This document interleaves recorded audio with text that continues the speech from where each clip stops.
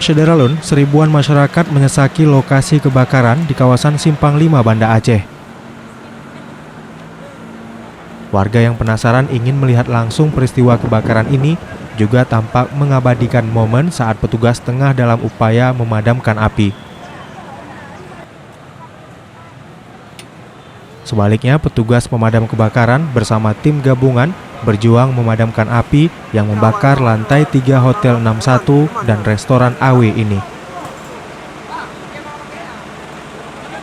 Agar tak mengganggu kinerja petugas, tim kemudian memberi batas akses terhadap warga yang menyesaki lokasi kebakaran.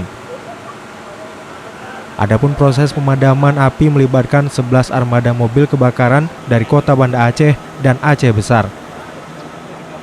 Laporan terkini yang diterima Serambi On TV, api berhasil dipadamkan 30 menit pasca kejadian atau sekitar pukul 16.45.